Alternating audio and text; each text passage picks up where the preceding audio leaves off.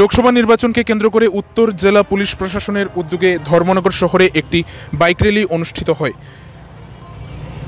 19 April শুক্রবার সন্ধ্যা আনুমানিক 7:15 নাগাদ এই বাইক র্যালিটি অনুষ্ঠিত হয়, যেখানে এই বাইক র্যালিতে উপস্থিত ছিলেন উত্তর ত্রিপুরা জেলার জেলাশাসক দেবপ্রিয় বর্ধন, উত্তর ত্রিপুরা জেলার police super IPS Bhanupada Chakraborty, মহকুমা পুলিশ আধিকারিক দেবাশিস সাহা সহ অন্যান্য পুলিশ আধিকারিকরা।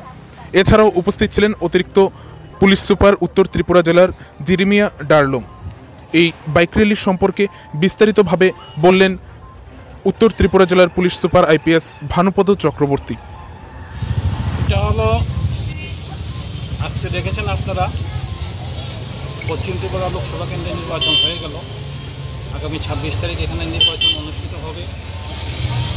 এটাতে ভোট কেন্দ্র অভিমুখে নেওয়া যাওয়ার জন্য আমরা বিভিন্ন পদক্ষেপ নিচ্ছি, ওনাদের কনফিডেন্স বিল্ডিংয়ের জন্য বিভিন্ন পদক্ষেপ নিচ্ছি। সিএপিএফ, টিএসআর, পুলিশ, আমরা সবাই ব্যাগ মার্চ করছি, রুট মার্চ হচ্ছে, ভেহিকুলার মোবাইল হচ্ছে এবং ভোটারদের সঙ্গে আমরা ইন্টারাকশন করছি। কিছুদিন আগে এখানে একটা ক্রিকেট ম্যাচও হয়ে গেল।